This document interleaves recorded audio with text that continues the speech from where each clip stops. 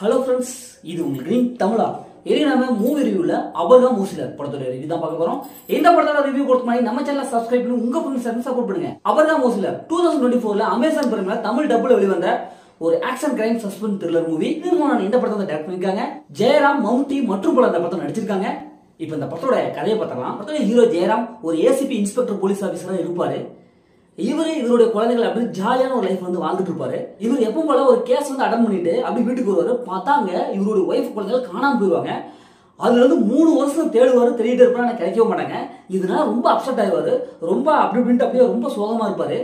இவர்கிட்ட ஒரு special case ஒன்று வரும். அது என்னன்னா, சிட்டியில தொடர்ந்து ஏகப்பட்ட கொலைகள்லாம் நடந்துட்டு இருக்கும். இன்வெஸ்டிகேஷன் பண்ண ஆரம்பிப்பாரு. அப்படி இன்வெஸ்டிகேஷன் பண்ணும்போது பல திடுக்கிடும் சம்பவங்கள்லாம் இவரோட லைஃப்ல நடக்கும். இப்ப இறுதியில இவர் எப்படி கண்டுபிடிக்கிறாரு, யாரெல்லாம் சம்பந்தப்பட்டிருக்காங்க, இறுதியில என்னாச்சு அப்படிங்கிறதா இந்த படத்தோட வரலாம். இந்த படத்தோடைய பாசிட்டிவ் பார்த்தாவே ஜெயராம் அவங்களோட ஆக்டிங் தான். ஏன்னா செம்மையா பர்ஃபார்ம் பண்ணிருக்காரு. அப்படியே ஃபர்ஸ்ட் ஆஃப் ஸ்கிரீன் பிளே சூப்பரா இருக்கு. அந்த ஸ்கிரீன் பிளேக்கு ஏத்தவாறு இவருடைய ஆக்டிங் செம்மையா ஒர்க் அவுட் ஆகுது. தன்னோட ஒய்ஃப் குழந்தை காணாம போனது, அப்படியே ஒரு அப்செட்டா இருக்கிறது, அதுக்கப்புறம் இவர் இன்வெஸ்டிகேஷன் பண்ற ஸ்டைல் இதெல்லாம் செம்மையா பர்ஃபெக்டா வந்திருக்கு. படத்துடைய மியூசிக் சூப்பரா இருக்கு. அதே மாதிரி சினிமாவில் கல்பனா ஹை குவாலிட்டி மியூசிக் கொடுத்துருக்காங்க. மம்முட்டி சார் எப்பா ஜெயராம் சாருக்கு ஏற்றவாறும் மம்முட்டி சாரும் அந்த அளவுக்கு பர்ஃபெக்டான ஒரு ஆக்டிங் கொடுத்துருக்காங்க. இப்படி படத்தில் நடிச்ச எல்லாருமே வந்து சூப்பரான ஒரு பர்ஃபார்மன்ஸ் கொடுத்துருக்காங்க.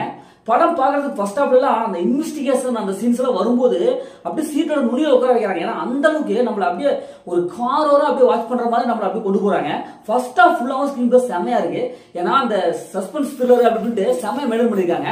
படத்துடைய மைனஸ்ன்னு பார்த்தாவே செகண்ட் ஹாஃப் தாங்க. ஏன்னா ஃபர்ஸ்ட் ஹாஃப்ல ஒரு சூப்பரான ஸ்கிரீன் பிளே கொடுத்துட்டு செகண்ட் ஹாஃப்ல அப்படின்னு படத்தை சுத்த விட்டாங்க. அது பிளாஷ்பேக்ஸ் ரொம்ப லென்த்தியா இருக்கு. அதை கொஞ்சம் கட் பண்ணி ஷார்ட்டை ட்ரிம் அவுட் பண்ணிருக்கலாம்.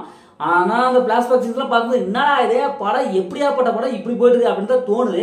இன்னும் செகண்ட் ஆஃப் கிளைமேக்ஸ் போக இன்னும் படம் லென்த்தி ஆகுது. இப்போ மம்முட்டி அண்ட் ஜெயராம் இவங்க 2 பேர் தவிர மற்ற கேரக்டர் எல்லாமே வந்து ஸ்பெசிஃபிக்கா பண்ணாலும் விட்டுட்டாங்களோ அப்படின்னு தான் நமக்கு தோணுது. இன்னும் கொஞ்சம் ஒரு மென கெட்டுருக்கலாம். செகண்ட் ஆஃப் ஸ்கிரீன் பிளே ரொம்ப ஸ்லோவா இருக்கு. இன்னும் கொஞ்சம் ஸ்பீடா கொடுத்துருக்கலாம். அதே மாதிரி கிளைமேக்ஸ் அதே மாதிரி தான் நம்ம எதிர்பார்த்தா அதே கிளைமேக்ஸ் கொடுத்துருக்காங்க. ஒரு வித்தியாசமான கிளைமேக்ஸ் எதுவுமே இவங்க வந்து கொடுக்கல. சொல்ற நல்லா இருக்கு. ஏன்னா ஒவ்வொரு கேரக்டருக்கு அந்த தமிழ் டபுள்ஸ் கொடுத்துருக்காங்க. இந்த படத்தை ஃபேமிலியோட கண்டிப்பா ஃபேமிலியோட பார்க்கலாம். படத்தை அனமைஸ் எதுவுமே இல்லை. முதல் படம் சூப்பராக சுமாராக இருக்கணும். இந்த படம் ஒரு ஒன் டைம் வாட்ச் தான் நான் சொல்றேன். ஓகே, இதே மற்ற ஒரு புதிய மூவி ரிவ்யூ சந்திப்போம். உங்களுக்கு கவி பாரதி.